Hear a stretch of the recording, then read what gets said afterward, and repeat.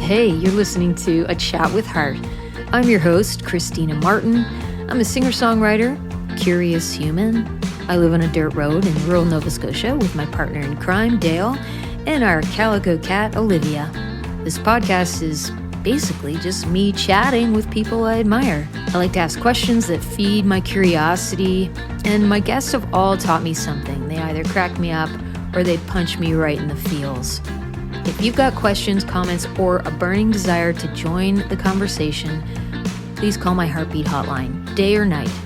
It's 1-902-669-4769. You can also email me at ChristinaMartinMusic@gmail.com. And if you want to throw a little love my way and help keep this thing going, visit my Patreon page. That's how artists like me get paid. Thanks for showing up. Warning, heartfelt content ahead. If we just talk about it, we could shine a light, we could break a dark day.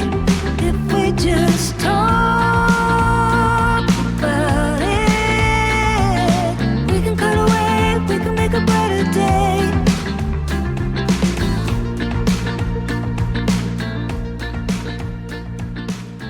Hi, my little Heartbeat listeners. Welcome back to A Chat with Heart. In today's episode, my wonderful guest is an old friend from my university days. We chat about something that touches like so many lives, and that's cancer.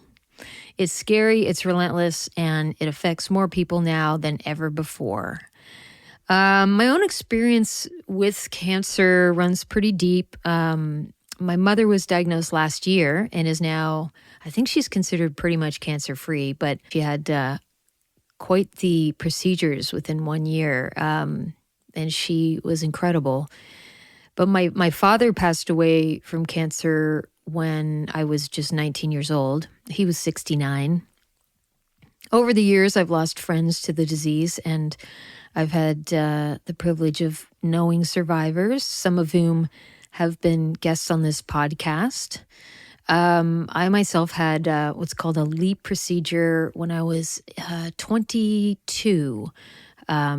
So I hardly remember this, but I believe they took what they called pre-cancer cells off of my cervix, which no doubt would have developed into cervical cancer. And yeah, anyway, I haven't had any irregularities since then, luckily, thankfully for modern medicine. Cancer it's a big fucking deal. And I'm honored to introduce today's guest, my dear friend, Michelynn Touesnard. She is a true warrior.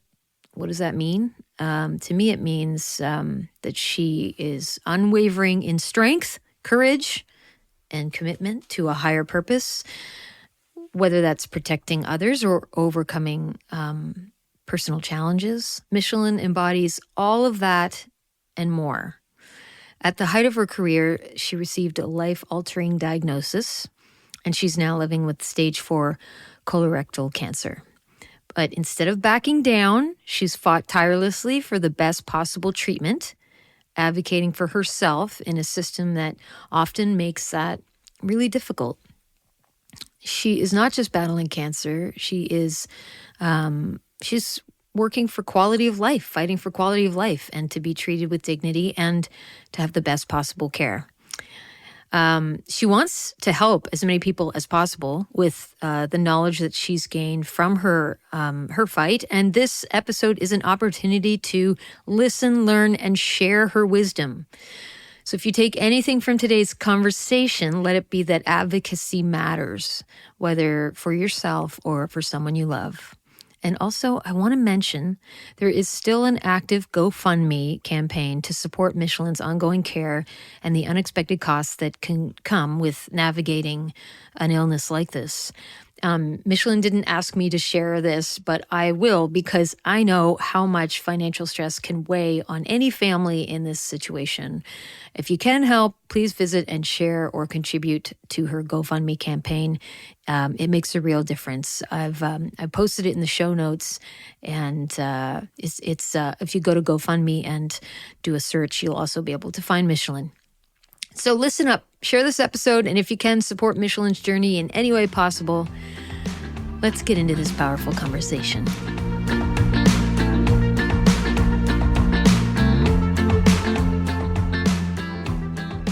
Is this your first podcast? I get a lot of first. Who do you think I am? I think you're my hero. Yeah, like I don't know why it blows my mind. Well, because like I see you as like, well, first of all, we have to tell my little heartbeat listeners about your background, like your education, what your career. The majority of my career has been with the military, and they're not really like a podcast folk. They're more like PowerPoints. Well, maybe they'll be listening to this, right? Because like you have a huge military audience, so. Yeah. But let's talk about we met at St. Mary's University in a psych class. And do we remember which psych class? Was it a volcano?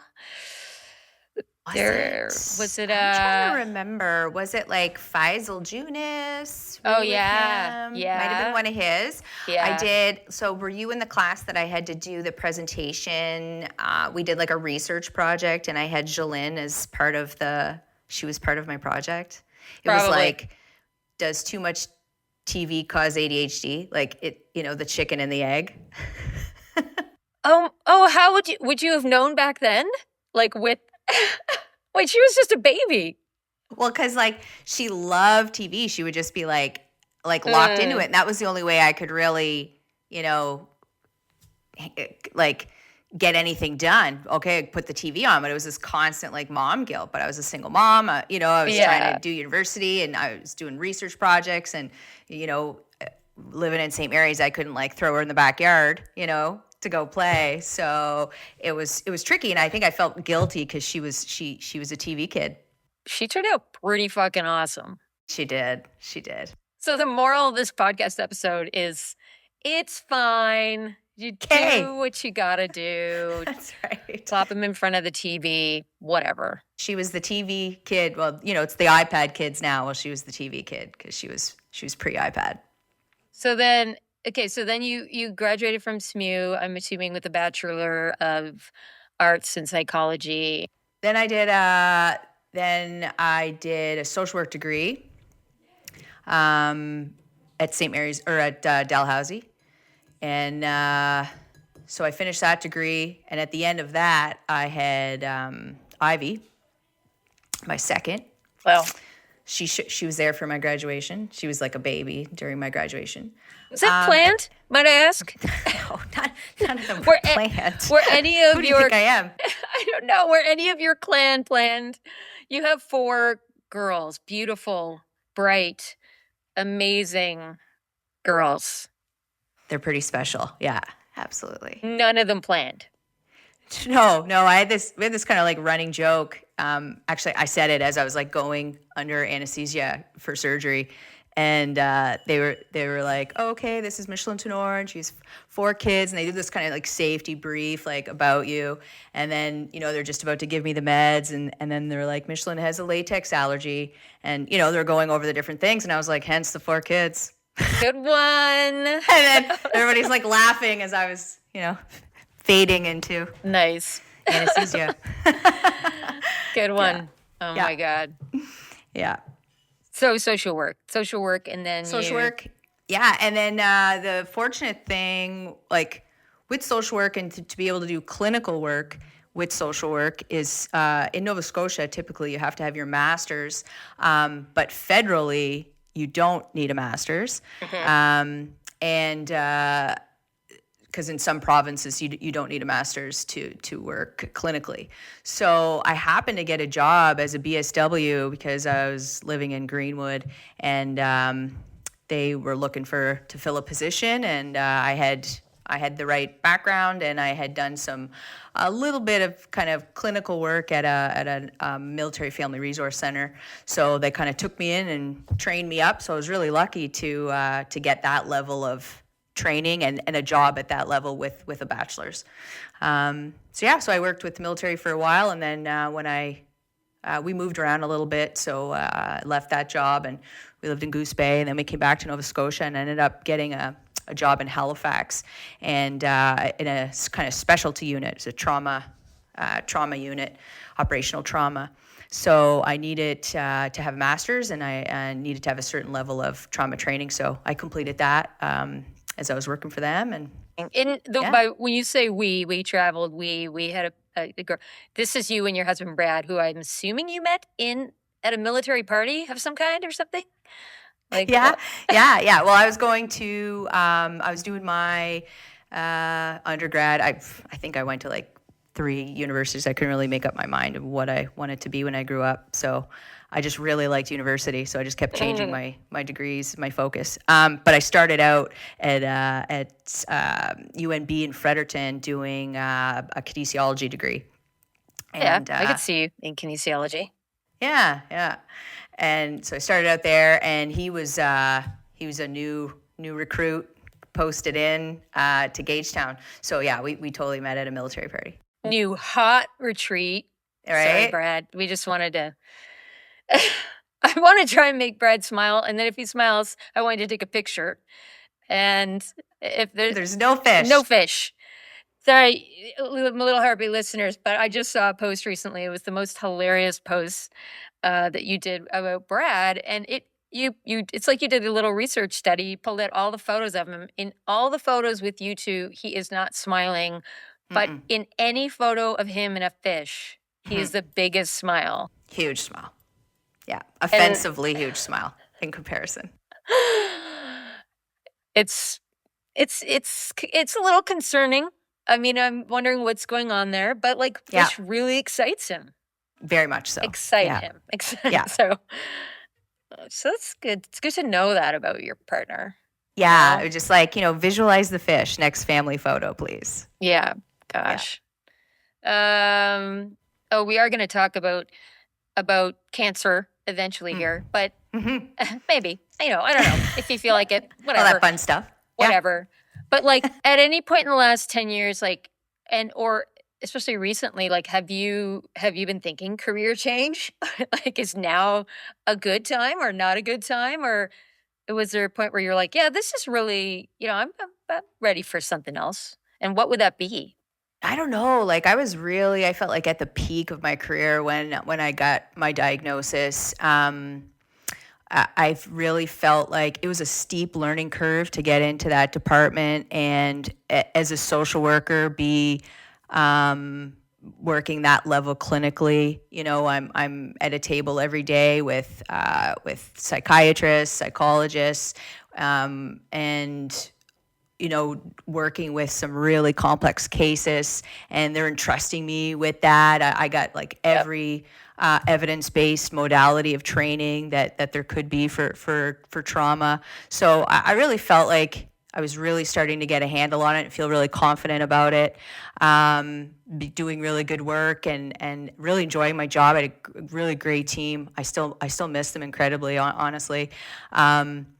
And I was really just easing my way into a private practice. I just started kind of a side private practice that year, and had a small caseload, but was planning on building it, and was really excited about that. So yeah, the diagnosis really kind of took the wind out of my sails. Wasn't thinking about any new career change, but going through this. I think going back would be hard. Take me back, and my Little Heartbeat listeners, to when you first received your diagnosis. What was that period like? Yeah, it's, I got, of course, gone back and forth about this so many times, and I think about, what could have been done differently, what I could have done differently, and, you try not to wallow in that too much, but all of it is learning, and then if there's anything, obviously that I can pass forward to people, I do try to reflect on this quite a bit. But for a while there, I think I spent a lot of time being angry. I don't think that's particularly helpful, but certainly not uncommon with this type of diagnosis. There's a lot of like what ifs, and if this would have happened or if this would have been found earlier. I don't think it's particularly helpful to get stuck there. But obviously I wish it would have got caught early. And I blamed it on the system for a long time. I think being young, being a female, Those things all were a huge part in the delay of being diagnosed, because it's not too often you see a healthy, otherwise, 43-year-old woman get diagnosed with colorectal cancer. So that part was difficult. But really, more recently, I've been thinking about how much myself, again, as a woman with 4 children, working in my career at this peak of my career where I'm traveling an hour and a half to work every day, have a private practice on the side, I didn't have time for my health. To be quite honest. And I look back and I think I really pushed it off. I seen signs, I seen things, and I didn't want to cancel my day or disappoint someone or not get home in time to, cook supper and take the kids to soccer. So everything I really delayed, and I did that myself. So that's kind of been a big message that I do lean on, rather than getting focused. And, the doctors did everything they could within the system. I do think I wasn't they don't have a crystal ball, and they're looking, everything is statistics and what this could possibly be. They can't send everybody for these tests that there's huge waiting periods for, when the majority of time it is nothing. Unfortunately for me, it was something. Yeah. But I think, if I could go back in time, I would advocate for myself and love myself enough to make priority, because I was so busy looking after everybody else, my clients, my kids, my husband, and putting everybody else first. And I think that's kind of the message that I actually would like people to remember or hang on to. So many people don't have doctors right now. And is it make sense to go to a walk-in clinic and just be like, look, here's my family history, or even just lie? Do you think it's just be like, I actually, I did see blood in my, maybe in your case you did see. I did. Yeah. It didn't even get me there. But yeah, I know there is. Well, it's kind of like the old thing, and you go to Emerge and make sure you say you're paying 7 out of 10 or you're not going to get, it is sort of the same thing. You're trying to work in this broken system. And, I really feel for the healthcare workers too, but certainly as a person trying to get healthcare right now, you have to get creative at the end of the day. I think you're right. Just whatever it takes, depending on the severity of what you're feeling, you got to do what you got to do. So you're given this diagnosis, and then in your mind, I don't know if you thought of it this way, but you're now beginning to live with this cancer diagnosis. You've been living for a while now with cancer. Just getting diagnosed, period. You kind of spend, I don't know about you, but I feel like I spent probably an unhealthy portion of my life worrying about having random health issues. For sure. Yeah. And obviously cancer is one of the worst ones. So, my husband and I are driving to the scope appointment that I had, and I'm nervous, and he's kind of rolling his eyes what do you want to have for lunch once we're down in Bridgewater, just not here's my wife's a hypochondriac essentially, because nobody felt it, but I was really worried, obviously, and concerned, but then to hear the words, the scope didn't go well. I remember you telling me the story about it. You actually were able to see in the colonoscopy, right? Yeah. Yeah. And I wasn't, it was just a sigmoid, a flexible sigmoid scope. So they don't go all the way through. So I wasn't medicated in the same way. People can have a colonoscopy and not remember a thing depending on how they react to the meds, right? You can be quite sedated. But yeah, I was completely kind of joking with everyone coming into the room, trying to, it's kind of awkward. I obviously never had a scope or anything like that before, and the nurses are there, and I'm just ooh, lights are dim. It's romantic in here. Just cracking jokes because I'm uncomfortable, and that's what I do when I'm uncomfortable. They're about to go up your ass. They're about to. You're just hey guys. Hey, everybody in the room. Hey, everybody. Hi. Yeah, nice to meet you. Oh, wicked. I get to see my butthole into that massive screen right there. That's so cool. And so you're just, trying to make jokes, and everybody's laughing, and we're kind of carrying on, and they're telling me what to expect, and I can watch it if I want. And I was like, oh, wow, like that's so cool. And we're chit-chatting, and then she takes a turn and everyone's silent. And you're just like, I was like, oh no. And I said, that doesn't fucking look good. And then she said, no, it doesn't. And then I felt this, like, I don't know, man. It's just this wave of the most intense anxiety you could ever experience. And everything just becomes really surreal. Like, wake me up from this nightmare. Mm-hmm. And I just laid there. It was shocking. And she said, we're going to have to take some biopsies. I knew what that meant. And she didn't say the word in that moment. But when I got up to leave, the nurse was teary. And she was kind of walking me out. And she said, you have a long road ahead of you. Oh. And then I was like, any bit of like, I must have this wrong. I must be, you're just grasping for, I'm interpreting this wrong. Like, this can't be. And then you're looking at everybody, like when the plane has terrible turbulence and you look to the steward, to be like, are you guys scared? Like, what's going on here? And you're looking around the room to try to ground yourself, and everybody's kind of going, oh shit. So that it's a rough moment. But I guess to go back to like living with cancer, because now it's true. It's been I'll be going on 2 years this October, year and a half now, and it's been it's a journey, for lack of a better word, or a really terrible fucking roller coaster that you can't get off is probably more accurate. But you're on it for so long that you just eventually adjust. Yeah. And I think going back to my work with trauma and working with military members, it certainly not the same, but I think like how our bodies adjust, like they're in this war zone and you're just like, holy shit, and you're full of anxiety, and then your body can only say, get out of there, so often. And then when you don't, it's just like, okay, it just adjusts. What are some other things that your work and your background have benefited in you and your situation? Mm-hmm. No, yeah, it absolutely has. Beyond all the anxiety management skills that I think would be like the most obvious part of it, I think really working with that level of trauma, mm-hmm. and how your body's just in this state of fight or flight when you're first diagnosed. Yeah.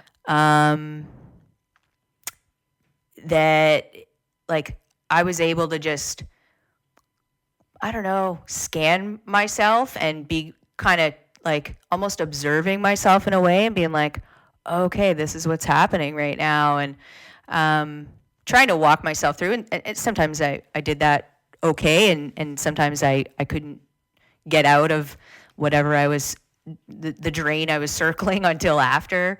But even the reflection kind of helps you for next time. But there was one saying in particular that I would use all the time. And I found this to be something that I held on to a lot, I think, right after I was diagnosed. And I would use it with my clients often, and it's kind of a Buddhist philosophy, let's say. And the general, I won't say it perfectly, but it's along the lines of the only thing certain in life is death. But the timing of that is uncertain. Yeah. So the only time that matters is right now. And that became this sobering thought for me, I think, when the shit storm around me would get really unbearable, that would become kind of my grounding thought of, in this moment, I'm okay. Yeah. And I would just have to come back to that moment. Be like, don't think about the future. Don't think about what this is going to look like. Stay right here, right now. And I'm okay right now. So stay here. That's my safe spot. Was that new for you in your life? Did cancer kind of like really bring that presence, like really kind of throw you into that? Yeah. I would say, like, I think, I would use that saying, and I kind of relate it to it a bit, and I would say that to my clients, and I could see them cling on to it, but not until going through this that it was a completely different meaning and use to it, because so much shit doesn't matter anymore, when you're faced with a terminal illness. Really, all the bullshit goes away and you don't have time for it anymore. And I think, that's almost like a silver lining in it all, is that you start living this like really value driven life that is only has things that matter in it, and you don't waste time anymore with bullshit. And that's actually been a gift. So I think that saying and all of it just Have there been like people in your life before your diagnosis that, like, after your diagnosis, you were able to kind of go like, you know what, I really just don't have time for you? Because like, I just don't, because it just isn't working out. And your energy and your time become some of the most precious things. Yeah. And you just want to spend them with certain people. How is this living with cancer, with a terminal illness, affected how your family interacts and how the time you spend together? Yeah, it's been a bit of a dance, because like I'm trying to protect them in the one hand, but I'm also been, obviously, as you know, very public about this for the reasons of awareness, and also kind of walking through this vulnerably to show people you can still live. You know what I mean? You don't just have to like go home and die from cancer. Like you're still alive and still do stuff. And I think that's a message too that I been wanting to get out there, but I've been careful with them about the terminology I use and how that's said, and I try to protect them as best I can. But yeah, the relationships are different. I think like we for a while there, we were doing like Sunday dinners, like making sure every time we would plan, and Brad was really, that was kind of his thing, and he just wanted everyone to be together and to be eating and have a nice dinner and making that time. So time and connection and all that becomes really, really important. And I think it should always be important, but clearly, those sorts of things for sure. I always joke too, like this, when you have an illness like this, and how people treat you very fragile. And at first you're kind of like, like, this is kind of sweet. Like, I can literally fucking do anything and no one would be mad at me right now. You got the cancer card. The cancer card. And you're just like, there's this community and all, and everybody's just like wanting to like protect you and take care of you. And there's something really beautiful about that, and loving. But then it gets to a point where you don't want to be treated like a cancer person anymore. Like, if I just want to fight about politics on Facebook, like someone argue back with me right now, like just like silly, and everyone's just like, well, I'm not going to argue with you, Mish, like. Right. You're sick. Yes. And you're just like, treat me like a human. What's the most incredible thing that's happened since your diagnosis? I do want to remind listeners, because you have an active GoFundMe page. So it's still active. People can donate. We'll talk about that. People have supported in that way. It allowed you to do some really cool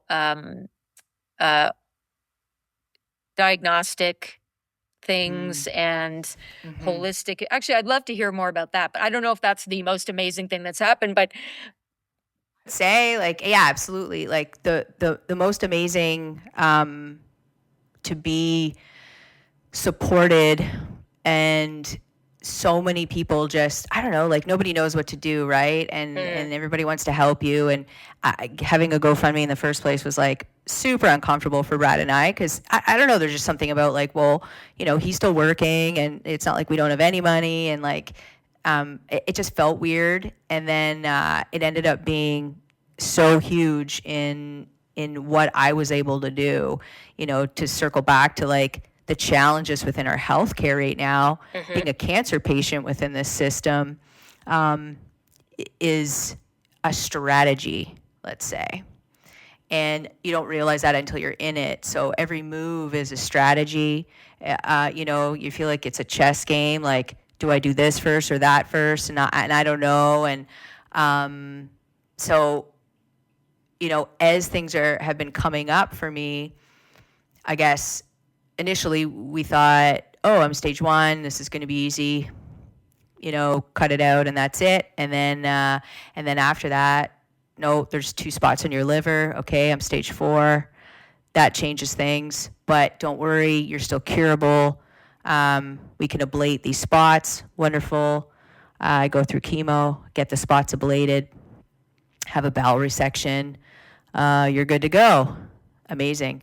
And I have my first scan, but you're constantly thinking, I need a backup plan. I need arrows in my quiver, because you're not just gonna just like waltz back into life and be like, hey, that was crazy. Whoa, like, but I'm good now. Like it's like it's too traumatic to think that you're safe. So I always had these plans, and I'd looked into treatments in Mexico, and I looked into getting a second opinion at Dana-Farber Cancer Center in Boston. And I always kind of, been looking into these things, and I think it was just some semblance of control over something that essentially you don't have control over. So I would have these backup plans, thinking, okay, that's what would calm my nervous system when it would be like, you're not safe. And I'd be like, it's okay, I got a backup plan. I'm good. Yeah. Keep living, keep focusing on right now, So yeah, all that to say, had I not had this amazing support from the GoFundMe, especially when my first scan showed up and it showed that I had spread, and not only in my liver but now my lungs. That changes a lot of things. They don't talk curative so much anymore. They talk longevity. Gotcha. Yeah. And so, I didn't have 2 months of clicking my heels before it was back. Some people have years. And so I was really grateful that I had the GoFundMe and I had those backup plans, because as soon as this started going down that hill, everybody rallied around me. It was phenomenal, and it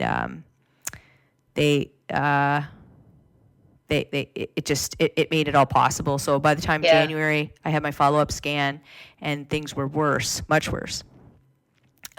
I was able to pack my bags within a week. I ran down to Boston, got a second opinion, got some information from them, came back home, and then booked my flights for Mexico. And I was there for 3 weeks. What were the take-homes from Mexico, and where are you at now with that? And how are you feeling about having gone, moving forward? Where are you at? What the fuck happened in Mexico? What happens in Mexico stays in Mexico. When it's in Tijuana. Oh my gosh. Was there any drinking involved? Yeah, there could have been, but I haven't drank alcohol in like 2 years now, so I'm just riding this roller coaster sober. But yeah, no, I got down to Mexico, and they offered it was called the Immunotherapy Institute is where I decided to go ultimately, because I knew someone who went through a friend, and I'd been texting with them, and he just explained this kind of miraculous story that he had, where he had like 23 liver mets and with a colorectal diagnosis, and he was basically put on a palliative chemo and jumped on a plane in between chemo infusions, and went to Mexico and got this particular treatment, and then went back, and his first scan after He had a 50% reduction in all the lesions, and then the next scan after that, they were gone completely, which doesn't happen with chemo alone. So I was just like, whoa, that's amazing. And I started looking into it a little bit more. And so that's what I went to do. So basically it's an autologous immunotherapy. And what they do is they isolate your white blood cells and just mass produce natural killer cells, T cells, dendritic cells, and just basically like boost up your immune system to make it like an awesome army. Mm-hmm. And a lot of cancer theory, they're getting into it too much, but it's all, the problem is that your immune system can't find the cancer. And that's why the tumors develop, because we all have like free radical cancer that can develop at times, and then our immune system finds it, destroys it, and so on and so forth. So in Mexico, they focused for 3 weeks on anti-inflammatory. So just really getting the inflammation out of my body through supplements, through an anti-inflammatory diet, through exercise. So mental health support. Anyways, all kinds of cool stuff. Was it kind of like going to a spa? Well, you know what? Like it's, you know, when you think of regular cancer treatments here, I was at a 5-star hotel. They would come and pick you up every day, transport you to this little clinic. You're just hanging out with other cancer patients and their families. The doctors are walking around chatting with you. Nice. You know, you have access to them, which is completely different than what we're used to. And I would get infused. They would use my port and infuse me with everything from high-dose vitamin C, B12, trace minerals, it's random supplements, essentially. I needed iron. I would do all this sorts of stuff. They also like tested my body composition. They'd seen what things I was low in, and then would, you know, appropriately supplement me with. Mm-hmm. And give me a diet plan for that as well.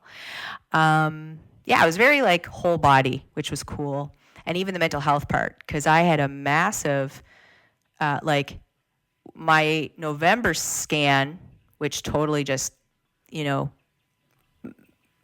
deflated me when, you know, you're thinking, okay, you know, another scan post-surgery. And then they're like, yeah, there's something in your lungs. And you're just like, what?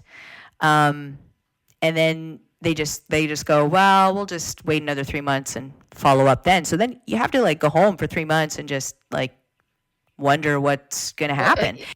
Which is complete torture. Yeah. And with all the mental health skills in the world, that was one of the hardest 3 months to go through. And because it's like all your fears are coming true, right? I know what that means. And and then no surprise, the next scan, it's like a dramatic increase in all the spots. And now there's more spots. And I always think about that because I wonder, what if I had mental health supports? What if I had done certain things between those two scans, and how might that look differently? Because if your body's in this massive stress response, weird that I had a dramatic response. And you know, you wonder how that could have looked differently. So anyhow, back to Mexico, that they focused on all of that, the mental health, the physical health, the exercise. I loved it. It just makes sense to me. It's not just the tumor. We're a whole body, you know, and all of it, everything that they did really made sense. And you know, and it's Western, it's holistic meds, but it's also Western. I'm speaking to an oncologist. You know, he's talking about chemo options. Like they do it all, which I thought was really cool. Like everything in one.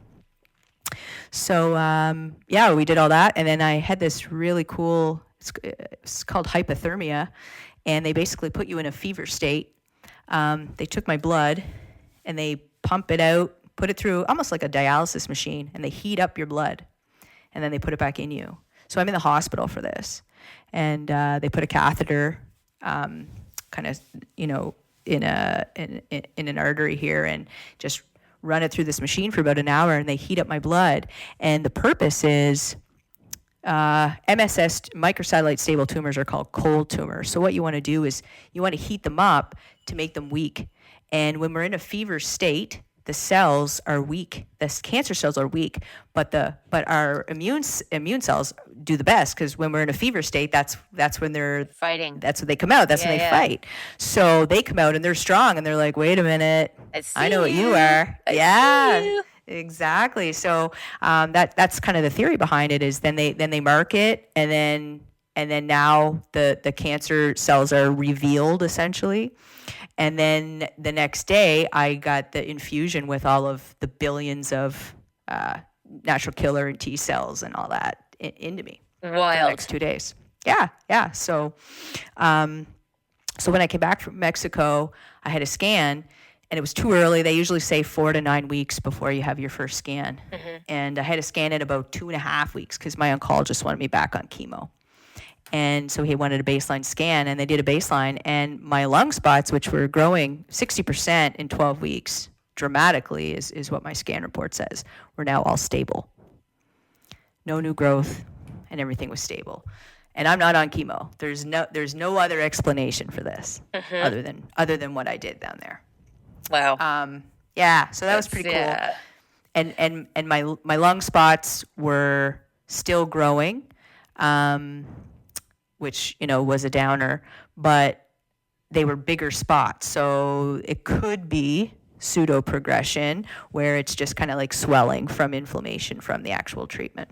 But more to follow. I had an MRI on Friday, so we'll find more what's going on there. What they did in Mexico can be helping your immune system ongoing, or is there stuff at home you have to, like, you were sent home with like essentially homework, like, here's your lifestyle now? You know? Yeah. I was sent home with obviously the anti-inflammatory diet. The goal is to keep anti-inflammatory, because when you're inflamed, your white blood cells are preoccupied. So I think of it like a cluttered house. Yeah. And if you have inflammation and all these issues throughout your body, then if there's a fire or there's some sort of emergency and your house is all cluttered, it's gonna be a lot harder to find it. And so the body's kind of the same way. And if you have all this inflammation in your body, then you're gonna have less cells, because they're preoccupied in other places. So you want to keep your inflammation down. You want to keep everything calm, so that when things do show up, your body's able to find it, and it has a good enough army, let's say, to go after it. So that's kind of the theory behind it. So eating anti-inflammatory has been a focus. Exercise is really good to clear things out and keep yourself strong. Eating lots of protein. I supplement vitamin D. They also gave me quite a bit of supplements to come back with. I gotta get better at taking them all. They're quite expensive, so I try to make them last. I don't know. So trying to get used to that a little bit. But yeah, there's like medicinal mushrooms and things like that too. And there's some cool research around it. It's not like super evidence-based, but it's not going to hurt you. So why not? You want to come at this from all angles. Were there things about the exercise or the diet that were brand new to you? Not, I think, I came from this mindset where I was, everything, like I want it to be really calm. I want my body to be like chill and not in this like stress response. So the exercise I was doing, I don't think was enough cardio. And I'm more like, let's meditate and do some yoga kind of gal. And they were just like, no, like you want your heart rate to be, 165 kind of thing, and you want to be doing this for like 30 minutes a day, and you want to be strength training. You want to build your muscle right now, so you need to eat a lot of protein and you need to build muscle. So that was all new for me, and I think just being like, now a 44-year-old woman entering into perimenopause quite rapidly now because of chemo, but that all that stuff is really good too. Just making sure that your cardio is really good and you're eating protein, and all of it's just like, common sense, healthy stuff. But for cancer, there's some good research on longevity as a result. Okay, so like, what are the things that you love to do that are keeping you chill?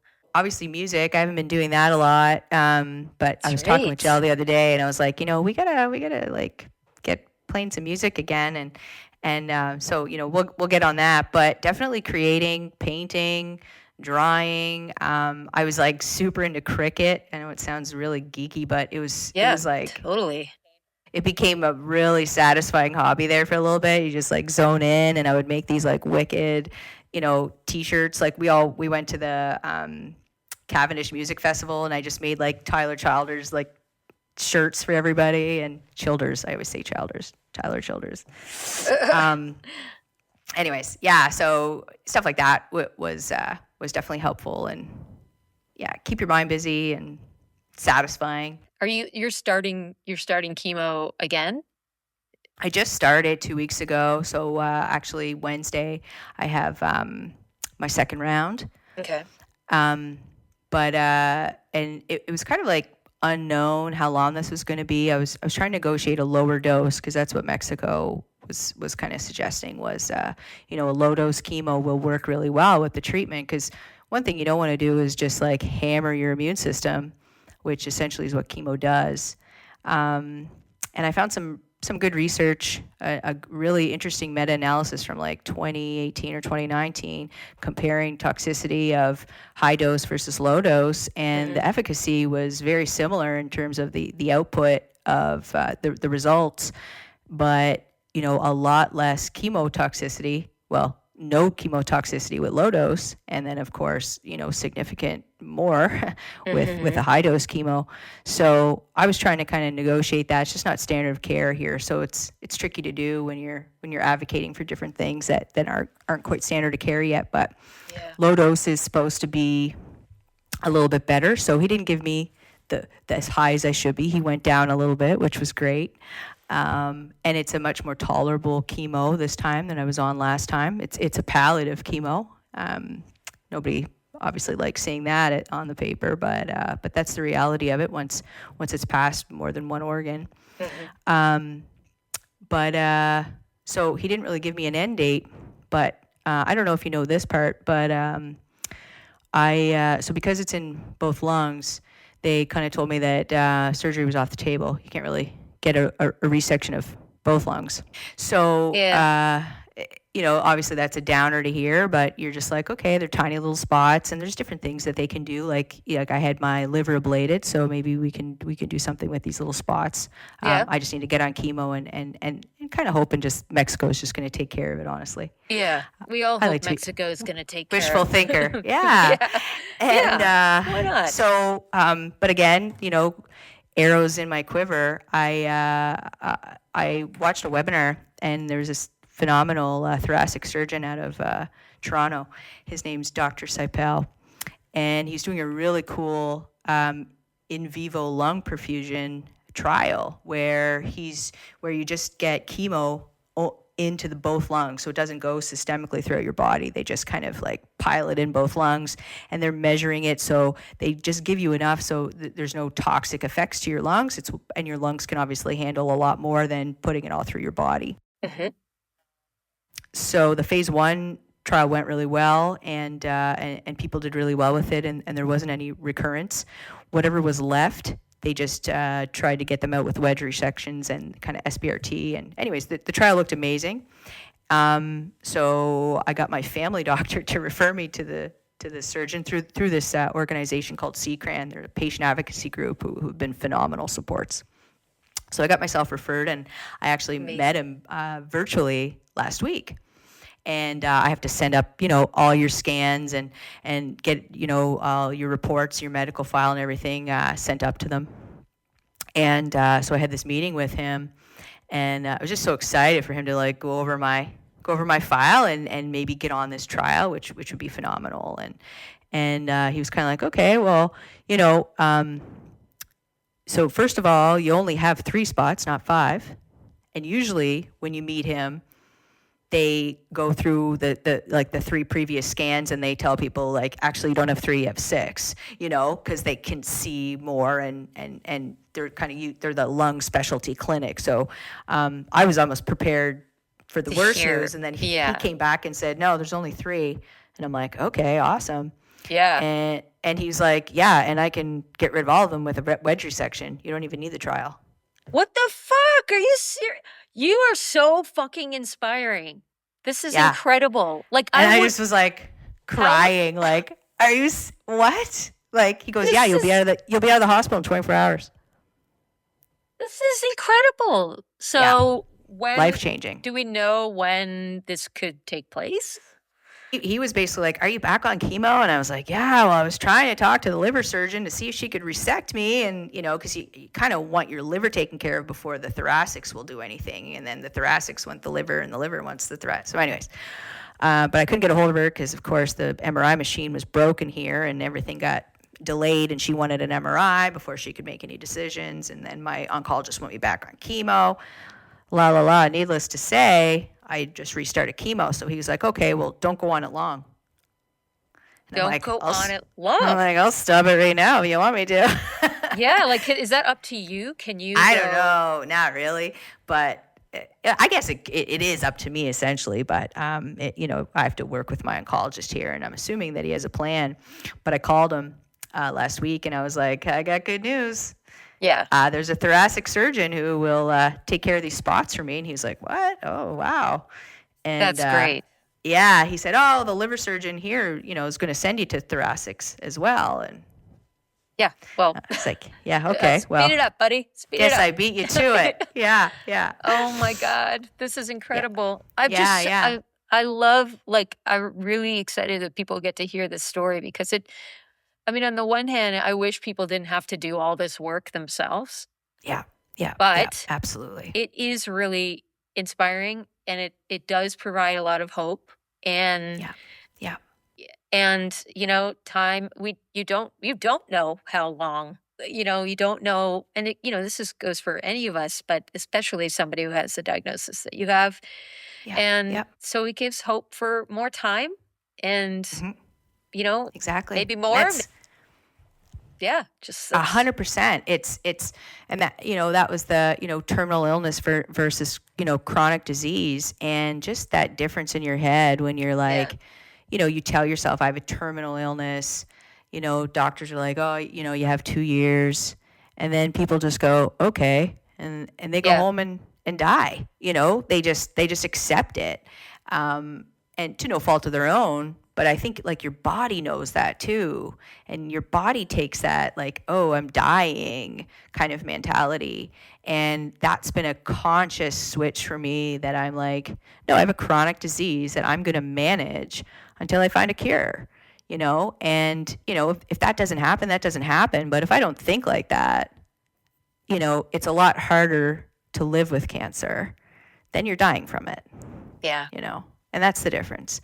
I think mentally you really need to think about it that way. So that's been really helpful for me, just planning, thinking about it. And, there's always hope. There's so many amazing stories. I've been reading this Dr. Bernie Siegel book, and he talks so much about all these spontaneous remissions and things that happen that we just can't explain. Yeah. And he, and the medical system focuses on quantitative things, like why didn't this dose of medication work? What are the things that we can manipulate and change within this experiment, or within this research?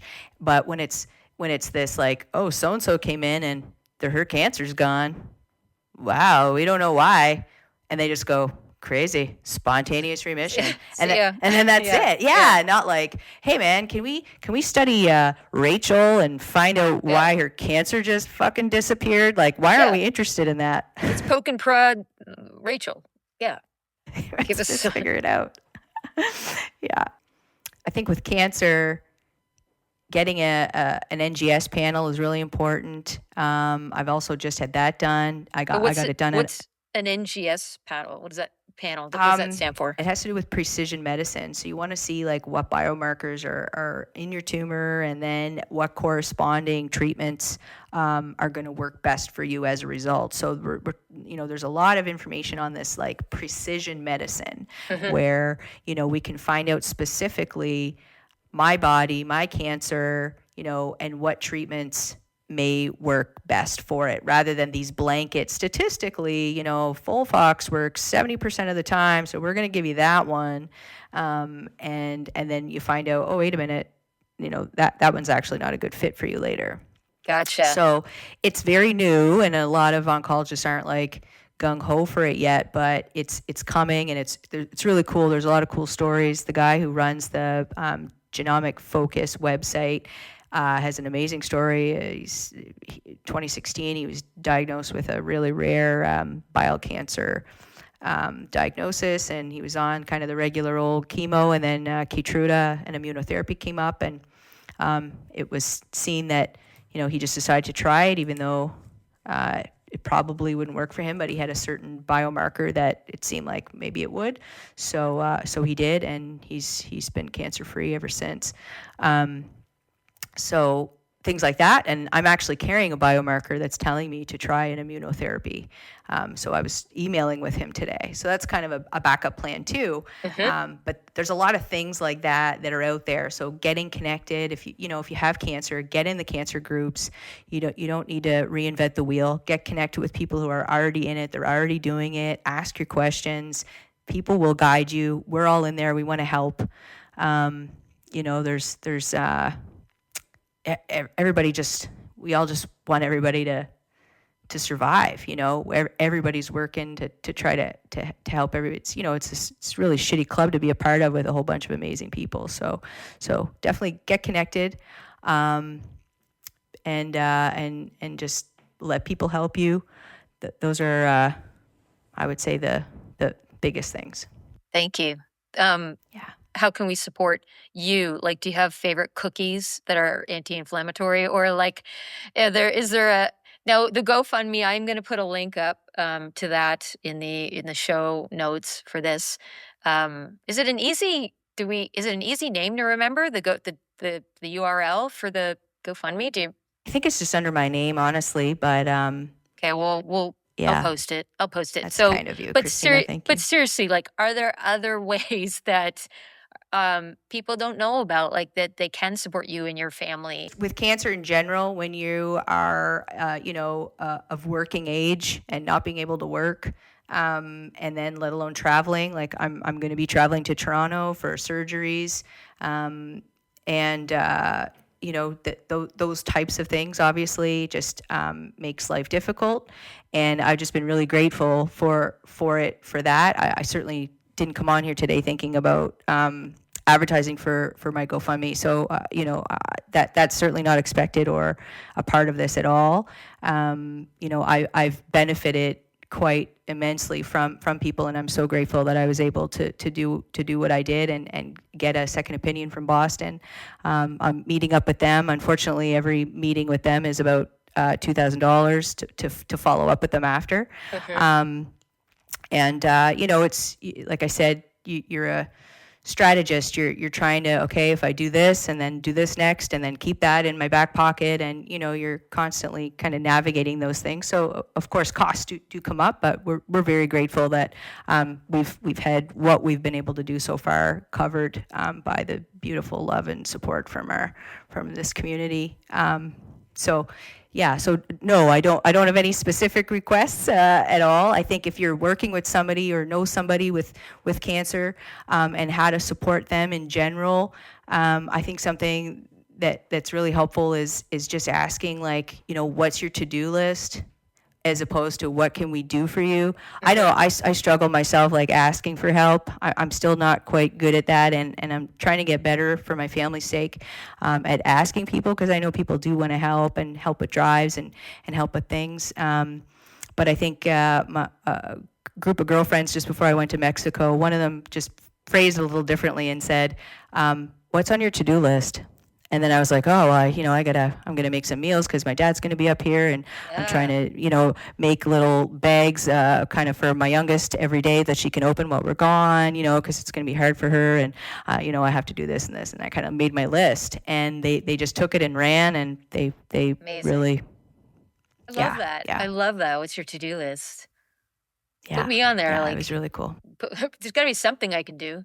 I like to organize. You do. But your house is really organized. I could show you this room right now. You wouldn't think so. Oh boy, let me tax at it. Season. Oh well, let me at it. I tell you. Right.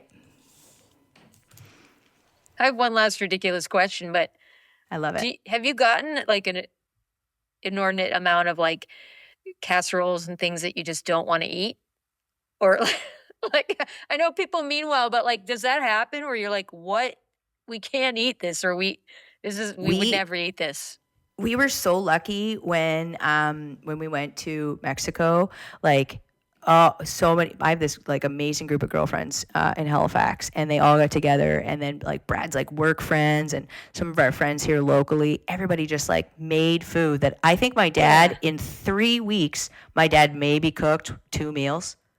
This It was is phenomenal. this is a thing. It was kind of like a food train. I think that's what they call Literally, it. I just like cleaned out my freezer because they Yeah. were like, "We're coming, make sure there's room."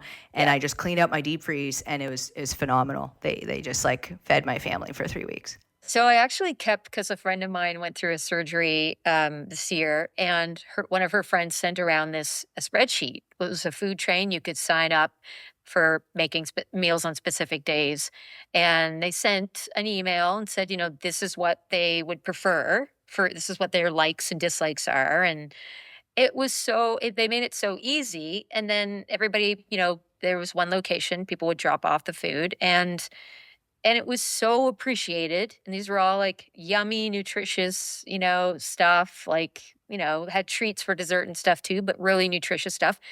Amazing. I'd never really seen that before, and it was a hit. So I'm glad to hear it's a thing. And I think more people, I'm sure, will appreciate hearing that that's something they can organize for their own family and friends. Yeah. Or Yeah. ask Yeah. somebody to organize it for you if you need that. I think it's wonderful. I'm glad to hear that was a success. Yeah. No, it was really cool. It was very thoughtful. It was so kind and just like a stress. My dad was here Yeah. dealing in the winter with my 4 kids, and my oldest is 21, but like he was in it, and we had every snowstorm and bad weather you can imagine while we were gone too. So I was just very, very grateful that they had that sort of support and meals and things like that covered. It was phenomenal. That is fun. Okay, so like not cancer related, like what's something fun that you're looking forward to? Oh gosh. Not cancer related. I'm just like getting over chemo, finishing up chemo. I'm always looking forward cancer. to. Not cancer. Yeah. I know. It's always I really want Michelynn to start doing like open mics and stuff like that again. I just love it. I just love like little things like that. Anything to do, watching her perform. My youngest just performed at her dance recital, Poppy, and it was her first little recital. And all of us went, and all the girls made sure they were off work and everything. And we watched her and supported her. And those moments are just savoring. You just savor those types of things. Yeah. I think this summer we're going to do lots of camping and getting together with friends as much as we can. So lots to look forward to there. Just the summer months, we got a pool in the backyard and like an above ground kind of thing. But we all hang out and we're out there, and it's so nice at night. And I don't know, things like that, camping, fishing.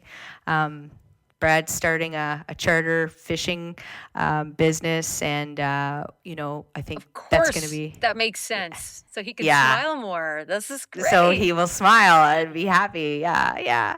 So we're hoping that it'll give him more time because he's working 2 jobs, and since I've been off work, and I'm hoping that this will give him more time at home. And then when he is working, he's having a good time doing something that he loves, and certainly if there's anything we've learned that this year that's it. What are the chances that you guys are going to camp like in Amherst, close to us, so that you can come visit? I think if we just tell them that there's like fish around. Yeah. I know that like I don't know anything about fishing, but we have like one of the best trout, like river. I don't know what trout. They run the river. They swim it. They trout run. Yeah. There's like a trout run. I'm pretty sure. I hope I don't know. I think it's trout. What are some other important fish? Striped bass? No, it's not bass. I'm pretty sure it's trout. It's like, okay, tell them to look up Cumberland County. That's where we are. there are, I know, fish. I know he likes duck hunting out that way. Okay, well, He does duck hunting. We'll there's- figure it out. yeah, we'll there's definitely lie to ducks. him about it anyways, and we'll just get him out there. like the whole family, and you guys just come by, and then we'll have like a jam. And That'd be so fun. I'll make fancy cappuccinos. We'll barbecue, and then you guys will go I'm back in. to your. You could stay here, and they can all go back to the campsite. I mean, they can camp in our backyard if they want, but We could. yeah, that would be awesome. Be one of those, truck tents. But be regardless, I will come to your pool Yeah, as well. anytime. That's Anytime. I would love it. Like, you are amazing, and I thank you for your time, because time is precious. And It is, this but thank you for having me. I love any platform just to be able to talk about this stuff. And if anybody ever wants to contact me, or if they know someone who's diagnosed, or at least like that gives me. People are like, oh, I don't want to bother you. You have enough going on. And honestly, like, it gives me this fire, this purpose. I know what those first moments are like. I had people help me through them. If I can do that for other people, and then I think of all the support and love and everything that I've been given to navigate this and find out all these things, and have the privilege to be able to go to Boston and get this panel done and go to Mexico, and I will give whatever anybody needs information wise, and anything about the diet, all of that. Please contact me. My Facebook and social media, Instagram are open. It's just my name. You'll be able to find me easily. Reach out. I'll be more than happy to help. Yay! I'm going to post all those links so that you can get in touch.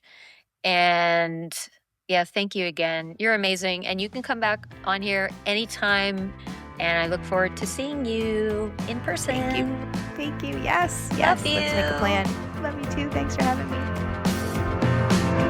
Love. I don't want to say goodbye to you. Oh, I don't want to say goodbye to you. Welcome to the Heartbeat Hotline, 1-902-669-4769. I'm the host of A Chat with Heart podcast, Christina Martin, and I'm so excited you called. Leave me your question, a suggestion for the podcast, or a comment about this episode. Please be aware your message may be used on the podcast and social media. Tell me your name, where you're calling from, and it's also fine if you want to remain anonymous. Thanks for listening. Have a great fucking day. Hey, thanks for listening to A Chat with Heart, produced by me, Christina Martin. Co-produced and engineered by my partner in life and sound, Dale Murray. Dale's not just a wizard with knobs, he's also a killer singer-songwriter, session musician, and music producer. Go snoop around his world at dalemurray.ca. The podcast theme song, Talk About It, and I Don't Want to Say Goodbye to You were written by me and recorded by Dale. Want to support what we do? You can snag CDs, vinyl, digital music, and some weirdly delightful merch like custom puzzles and temporary tattoo packs over on my Bandcamp. If you're into keeping indie art alive or just want good karma, become a monthly or yearly member on my Patreon. It's a platform that helps creators get paid to keep making stuff we love. I swear by it. Sign up, free or paid, at patreon.com/Christina Martin. If this podcast made you laugh, cry, think, or rage text your best friend, do me a solid, share it, rate it, review it, and hit that follow or subscribe button wherever you get your podcasts. And to all my little heartbeat listeners, stay weird, stay tender, and I'll catch you next time.